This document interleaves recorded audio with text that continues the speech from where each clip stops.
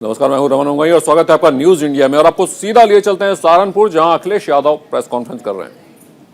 प्रदेश में या देश में इतना बड़ा काम या इतने बड़े पैमाने पर एक्सपोर्ट कहीं नहीं होता हुआ जितना लकड़ी का कारोबार सहारनपुर से होता है। मैं भरोसा दिलाना चाहता हूं यहां के कारीगरों को, यहां के कारोबारियों को कि समाजवादी सरकार बनने पर would craft development export promotion forum बनाई जाएगी, जिससे कि जो कारोबार है उसकी मदद कर सकें, कारीगर की मदद कर सकें। समय समय पर अगर कारीगरों को ट्रेनिंग देनी पड़ेगी, क्योंकि आज इंटरनेशनल स्टैंडर्ड्स या इंटरनेशनल जो डिज़ाइन से लगातार बदल रही हैं, उनके लिए भी अगर कारीगरों को समय समय पर ट्रेन करने के लिए व्यवस्था बनानी पड़ेगी, तो समाजवादी सरकार में उनको मदद करने का काम करेंगे। इसी तरीके से दुनिया में बहुत सारी एग्जीबिशंस होती हैं, क्योंकि हमारा कारीगर, छोटा कारोबारी उन एग्जीबिशंस तक नहीं पहुंच पाता है, उनके अनुभवों को अपने साथ नहीं जोड़ पाता है। इसलिए अगर एग्जीबिशंस के लिए भी कारीगर और कारोबारियों को सरकार की तरफ से सपोर्ट करना पड़ेगा, तो सपोर्ट करने का काम समाजवादी सरकार में होगा। वहीं मैं ये कह सकता हूं, वुड कार्विंग को लेकर के जो मशीनों को देने का काम है, चाहे वो हमें स्टेट गवर्नमेंट से मदद करनी पड़े या कोई फाइनेंशियल सपोर्ट करना पड़े, तो वुड कार्विंग की अगर मशीन्स को लेकर के गवर्नमेंट के लेवल पे भी अगर मदद करनी पड़ेगी तो करने का काम करेंगे। एक्सपोर्ट ज़्यादा से ज़्यादा हो, क्योंकि वर्ल्ड ओवर पहले से यहाँ के एक्सपोर्टर्स और कारोबार करने वाले दुनिया के बहुत सारे देशों में पहले से ही भेजते हैं। डिमांड बहुत है। इस तरीके से जो इंटरनेशनल चीज़ें बदल रही हैं, डिज़ाइंस बदल रही हैं, बहुत सी चीज़ें बदल रही, इसलिए समाजवादी पार्टी ने तय किया है कि would craft development export promotion form बना करके इनको सपोर्ट और मदद करने का काम समय समय पर होगा। ये सहारनपुर, जहां मां शाकुंभरी देवी का मंदिर है, एक ऐसा स्थान है जहां पर न केवल उत्तर प्रदेश बल्कि आसपास के प्रदेशों की और देश के कई लोग आते हैं। मैं भरोसा दिलाता हूं कि जो भी विकास कार्यों में अगर जोड़ करके हमें करना पड़ेगा, तो विकास को आगे ले जाने का काम, जहां एक तरफ मां शाकुंभरी देवी का शक्तिपीठ है, वहीं दूसरी तरफ देवबंद है, तो ये कहीं ना कहीं हमारे जो गंगा जमुनी तहजीब का है, जो हमारी मिली जुली तहजीब है, जो संस्कृति है, उसको आगे बढ़ाने के लिए और सहारनपुर के लिए विकास के लिए अगर विशेष हमें करना पड़ेगा, तो समाजवादी सरकार में हम लोग विकास को आगे बढ़ाने का काम करेंगे। स्वास्थ्य की लेकर के बहुत लोग चिंतित हैं। कारीगरों को या आम लोगों को या सहारनपुर के लोगों को अपने इलाज और दवाई के लिए दूसरे प्रदेशों में भी जाना पड़ता है। कई बार एम्स है, वहां तक जाते हैं, दूसरी तरफ पीजीआई है, वहां तक पहुंचते हैं। जो समाजवादी सरकार में बना था medical college, Sheikh ul Hind medical college, उसको कम से कम ऐसा बनाया जाएगा जिससे सहारनपुर आसपास के लोगों को दूसरे प्रदेश में, दूसरी संस्थाओं में इलाज के लिए न जाना पड़े। समाजवादी सरकार की कोशिश थी कि जो सुविधाएं पीजीआई में मिलती हैं, जो सुविधाएं बड़ी बड़ी संस्थाओं में मिलती हैं, अगर जगह जगह जो मेडिकल कॉलेजेस बने हैं उनमें भी वो सुविधा मिलेगी, तो बहुत सारे हमारे गरीबों की मदद हो सकेगी, इलाज और दवाई का इंतज़ाम हो सकेगा। जहां लोगों को सुविधा दे रहे थे, वहीं मुझे याद है कि अक्सर जितने भी मेडिकल के स्टाफ के लोग हैं, वो ये मांग करते थे कि जो पीजीआई में है, जिस तरीके से पीजीआई में, केजीएम में, लोहिया इंस्टीट्यूट में या सैफई में जो वेतन या उनके लिए सुविधाएं दी हैं, वो हमारे मेडिकल कॉलेज में भी दिया जाए। मैं आपको भरोसा दिलाता हूं, क्योंकि यहाँ पर बहुत सारे स्टाफ की कमी है, डॉक्टर्स नहीं हैं, जो पर्याप्त नर्सेज होनी चाहिए, जो पर्याप्त और टेक्निकल स्टाफ होना चाहिए, वो नहीं है।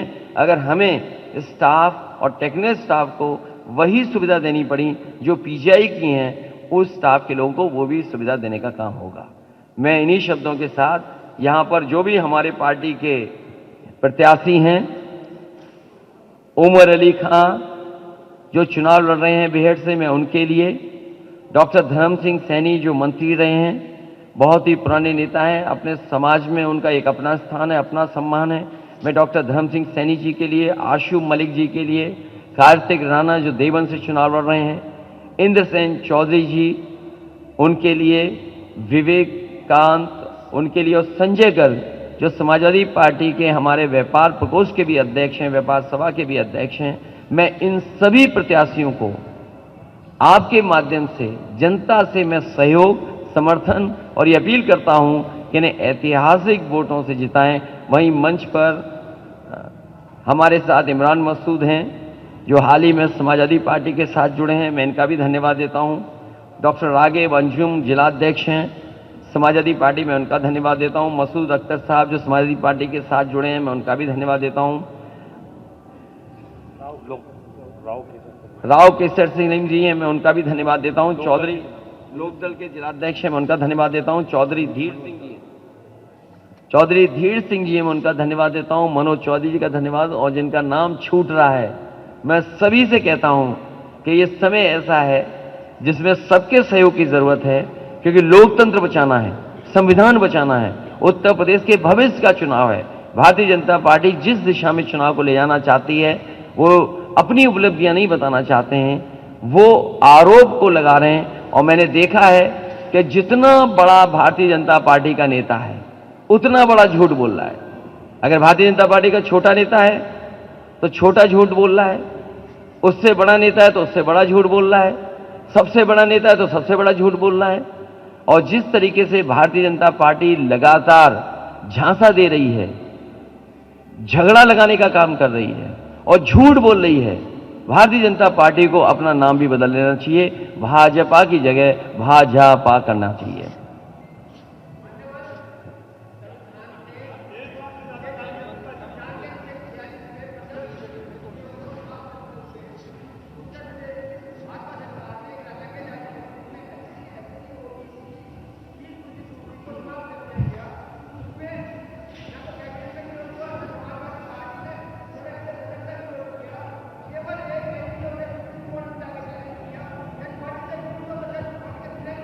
बाबा साहब भीमराव अम्बेडकर जी के दिए हुए अधिकारों के खिलाफ लगातार भारतीय जनता पार्टी काम कर रही है।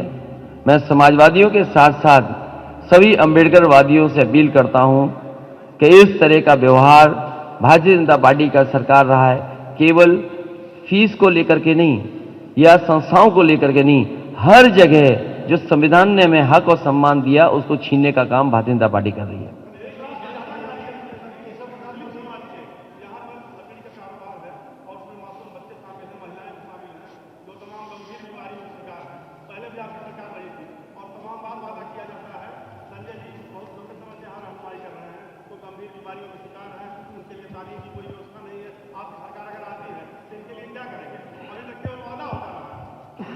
मुझे खुशी है इस बात की कि आप ये बात को उठा रहे हैं। मैं आपको भरोसा दिलाता हूं, कारीगरों को और कारीगरों के परिवार के लोगों को इलाज और उनके सामाजिक या उनको सोशल सिक्योरिटी की देने की बात होगी तो समाजवादी पार्टी अलग से पॉलिसी ला करके इन कारीगरों को और इनके कारीगरों के परिवार को स्वास्थ्य और सामाजिक शिक्षा को लेकर के इन सभी चीजों का ध्यान रखते हुए पॉलिसी लेकर के आएंगे।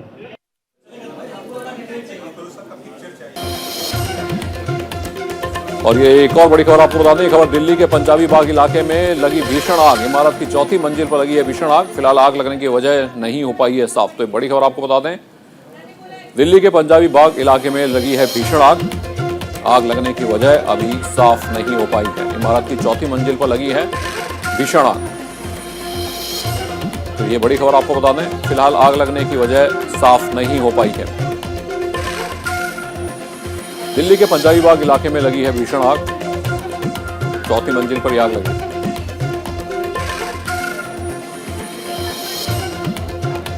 और बीजेपी के प्रदेश उपाध्यक्ष दयाशंकर सिंह को पार्टी ने बलिया सदर विधानसभा सीट से मैदान में उतारा है। वहां पर सुरेंद्र सिंह का टिकट काट के दयाशंकर सिंह को प्रत्याशी बनाया गया है, जिसको लेकर हमारे संवाददाता नीरज मिश्रा ने दयाशंकर सिंह से खास बातचीत की।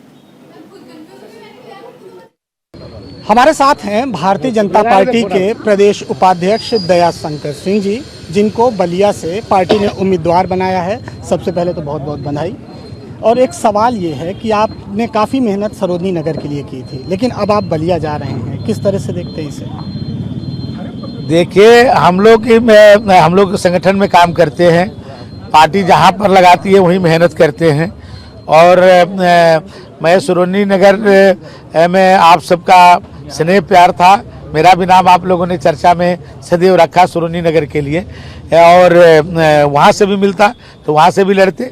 और हमने कहा था उस समय भी कि पार्टी जहाँ उपयोग करना चाहे, चुनाव लड़ाने में उपयोग करना चाहे, चुनाव लड़ाने में उपयोग करना चाहे, या पहले भी पार्टी ने मेरे पर बहुत दायित्व दे रखा था। मैं पिछड़ा वर्ग मोर्चा के प्रभारी भी हूँ और फिरोजाबाद जनपद के 5 विधानसभा की जिताने की जिम्मेदारी भी मैं वहाँ के प्रभारी के रूप में कर रहा था। और मैं आपको बताऊं कि मैंने फिरोजाबाद में इतना काम किया है, और आपको बता दूं कि 5 के 5 सीटें जो है फिरोजाबाद में भारतीय जनता पार्टी जीतेगी। मैं आज आपके चैनल से बता रहा हूं। तो पार्टी कहां उपयोग करना है ये वो पार्टी तय करती है, किसी क्योंकि हम लोग ऑफिस भी रह रहे हैं पार्टी के, हम लोग अपना निर्णय स्वयं में नहीं ले सकते। तो अभी बहुत सारे हमारे अमरपाल मौर्य जी हैं, जनरल सेक्रेटरी थे, मैंने वो 60 सीटें उनको जिताने की जिम्मेदारी थी, और पार्टी ने कहा नहीं अब आपको जाके ऊंचा हार में लड़ना है। भाई उनके परिस्थिति ऐसी उत्पन्न हुई, भाई अपने स्वामी प्रसाद मौर्य जी चले गए, वो अपने लड़के के टिकट वहाँ चाहते थे, और वहाँ पर हमारे कार्यकर्ता को भेजा गया अमरपाल मौर्य जी को। तो जहाँ आज पार्टी ने भी हमको भी, और आप लोग भी चाहते थे मुझे बलिया भेजना, इसलिए कई बार तो डिक्लेयर नहीं हुआ था, लेकिन आप लोगों ने कर दिया था, तो पार्टी ने सोचा होगा कि भाई आप लोग का भी प्यार है दयाशंकर के साथ, तो बलिया भेज दिया। तो मैं बलिया जीत करके आऊँगा, और जीत के ही नहीं आऊँगा, जो हम लोग पिछली बार 5 सीटें जीते थे, इस बार 7 सीटें जीतेंगे। अच्छा, तो वहाँ पर एक विधायक सुरेंद्र सिंह काफ़ी चर्चित रहे, तमाम बयान उनके सामने आते रहे, उनका टिकट काटा गया, आप उनकी जगह पर हैं, तो कैसे उनको मनाएंगे, क्योंकि वो कह रहे हैं कि हम तो निर्दलीय लड़ जाएंगे? देखिए, सुरेंद्र सिंह जी हम लोग के गार्जियन हैं, और हम लोग से ज़्यादा योग्य हैं, और पार्टी के लिए हम लोग से ज़्यादा प्रामाणिक हैं। और हमारे जो मूल संगठन है आरएसएस में के, वो हम लोग के अधिकारी रह चुके हैं, उनसे हम लोग प्रेरणा लेते हैं। मैं माननीय सुरेंद्र सिंह जी के लिए कुछ ज़्यादा नहीं कहूँगा, लेकिन मैं ये जानता हूँ कि सुरेंद्र सिंह जी यदि बहुतों को प्यार करते हैं, उसमें सबसे ज़्यादा दयाशंकर को करते हैं। बचपन से ही मैं जब छोटा था कभी सपने में नहीं सोचा था मैंने राजनीति क्या होती है और नेता क्या होता है, उस समय उन्होंने मुझे गोद में खिलाया। अच्छा, सुरेंद्र सिंह जी को मना लेंगे आप? ये है उम्मीद कि वो, क्योंकि नाराज़ हो जाते हैं बहुत जल्दी? नहीं, जितने तेज़ी से नाराज़ होते हैं उतनी तेज़ी से खुश भी होते हैं वो। हाँ, कोशिश करेंगे। अच्छा, यहाँ से जैसे सरोजनी नगर की हम बात करें, यहाँ पर स्वाति सिंह जी का टिकट कटा, तो अब स्वाति सिंह जी किस तरह से भूमिका रहेगी उनकी आपके प्रचार में सरोजनी नगर में? देखिए, स्वाति सिंह जी ने कह दिया है कि पार्टी उनके लिए जो भी भूमिका तय करेगी उसको वो करेंगी।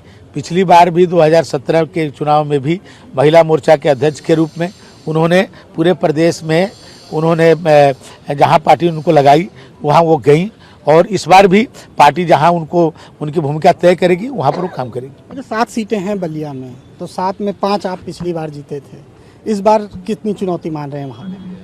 देखिए, हम इस बार 7 सीट जीतेंगे, इसलिए कि इस बार पार्टी के पास जनता में कहने के लिए बहुत कुछ है। हमारे योगी जी ने जो कार्य किया है, उत्तर प्रदेश को गुंडा मुक्त किया है। जो पहले जनपदों को ऐसे माना जाता था कि इस अपराधी का ये जिला है, वहाँ पर वो चलाते थे, कुछ दूसरे जिले में कोई दूसरे अपराधी चलाते थे। आज योगी जी ने यहाँ कानून का राज स्थापित किया है। आज जो है आप गरीबों के लिए एक नहीं 2-2 बार महीने में राशन मिल रहा है, जितने उनको आवश्यकता है उससे दुगने में मिल रहा है। केंद्र सरकार अलग दे रही है, प्रदेश सरकार अलग दे रही है। बहुत सारे काम हमारे पास है जो हम जनता में जाकर के बताएंगे। तो इस बार हमारी जो 2 सीटें रह गई थी वो भी सीटें आज भाजपा जीतेगी, 7 के 7 जीतेंगे। चलिए, एक चीज़ मैं एक और दिखा दूं कि आप छात्र राजनीति से आए, लखनऊ विश्वविद्यालय में काफ़ी समय तक राजनीति की, और अब पार्टी के प्रत्याशी हैं, उपाध्यक्ष हैं पार्टी के। और आप देखिए पहनावा, आप एक बार देखिए, वही चप्पल जो पहले हम लोग देखा करते थे छात्र राजनीति के समय, और उसी तरह से राजधानी लखनऊ में दयाशंकर जी उसी तरह घूम रहे हैं। कोई बदलाव नहीं हुआ अभी? नहीं, बदलाव होना भी नहीं चाहिए। और राजनीति में तो कभी देखिए उतार चढ़ाव होते रहते हैं, लेकिन आदमी को सदैव अपनी धरातल को समझना चाहिए। जो है, जो जिस रूप में है उस रूप में ही रहना चाहिए। जीत के प्रति आश्वस्त? 200% आश्वस्त हैं। देखिए, चुनाव नेता नहीं लड़ता है, चुनाव उसके कार्यकर्ता लड़ते हैं। और भारतीय जनता पार्टी के एक एक कार्यकर्ता, अब मैं अभी लखनऊ में हूं, लेकिन आप बलिया में आपके जो वहां के रिपोर्टर होंगे उनसे पूछ लीजिए कि बलिया में हजारों कार्यकर्ता जो है वहां चुनाव हम और जाने से पहले ही से वो लड़ रहे हैं। वो चुनाव वो लड़ेंगे, वही जीतेंगे, क्योंकि उन्हीं के उत्साह से जीतना है। हम तो केवल एक सिंबॉलिक पार्टी के वो बनकर के प्रत्याशी बनकर के जाएंगे। लड़ाई वो लड़ेंगे, जीतेंगे वो। बहुत बहुत शुक्रिया। तो ये थे हमारे साथ दयाशंकर जी, जो कि भारतीय जनता पार्टी के प्रदेश के उपाध्यक्ष हैं और बलिया से प्रत्याशी हैं, और पूरा कॉन्फिडेंस है कि इस बार वो बलिया से जीतकर विधानसभा जरूर पहुंचेंगे। कैमरामैन राज बिष्ट के साथ नीरज मिश्रा, न्यूज़ इंडिया, लखनऊ। और अब आपको सीधे लिए चलते हैं मुजफ्फरनगर, जहां योगी आदित्यनाथ संबोधित कर रहे हैं। से अखिलेश यादव ये सारा कार्य करवा रहे थे, लेकिन तब मुजफ्फरनगर और पश्चिमी उत्तर प्रदेश इनको याद नहीं आ रहा था। भाइयों बहनों, मैं आज आपको यही याद दिलाने के लिए आया हूं। निर्दोष नौजवान मारे भी गए थे, निर्दोष किसानों के ऊपर गोलियां चलाई गई थी, और भाइयों बहनों, इन निर्दोष नागरिकों को फिर बाद में जब यहां पर बचाने के लिए आए थे संजीव बालियान, उमेश मलिक, सुरेश राणा, विक्रम सैनी, इन सभी लोगों को उठा करके जेल में बंद करके राष्ट्रीय सुरक्षा कानून में बंद कर दिया था। इनकी गलती केवल ये थी, इन्होंने अन्याय के खिलाफ आवाज उठाई थी, इस अत्याचार और दंगों के खिलाफ आवाज उठाई थी। लेकिन भाइयों बहनों, आज मैं आपसे कहने के लिए आया हूं, 5 साल में कोई दंगा हुआ? क्या कोई दंगा करने का दुस्साहस कर पाएगा? आपको दंगा वाली सरकार, दमदार सरकार चाहिए, दंगा रोकने वाली दमदार सरकार चाहिए कि दंगों को करवाने वाली दुमदार सरकार चाहिए? कौन सरकार चाहिए? दंगा रोकने वाली दमदार सरकार। भाइयों बहनों, दमदार सरकार वही देगा जिसमें दम होगा। आप देखें ना, यहां के एक गुंडे दंगाई, और मैं तो फिर कहने के लिए आया हूं, इनको बुरा लग रहा है, लेकिन मैंने यही तो कहा, 4.5 सालों तक ये लोग अपने बिलों में घुसे रहे, और जैसे चुनाव की घोषणा हुई, चुनाव से बिलों से रेंगते हुए बाहर आकर के फिर से फुफकारने लग गए हैं कि सरकार बनेगी तो देख लेंगे। और मैंने तो यही कहा था, भाइयों बहनों, मैंने यही कहा था, मैंने कहा लगता है अभी पहली बार बिल से निकले हैं, कुछ गर्मी ज्यादा लग रही है। ये गर्मी भी 10 मार्च के बाद शांत करवा देंगे, फिर से शांत करवा देंगे। एक गर्मी शांत करवाने के पक्षधर है ना, ये दंगाइयों को, इन दंगाइयों के खिलाफ कार्रवाई जैसे हो रही थी, इनके गले में तख्ती लटकनी चाहिए ना, और इन दंगाइयों को फिर ले जाकर के तख्ती लटका करके किसी थाने के सामने नाक रगड़वाएंगे फिर से। आप देखना, 10 मार्च के बाद यही कार्य करेंगे। और भाइयों बहनों, मैं तो यही कहने के लिए आया हूं,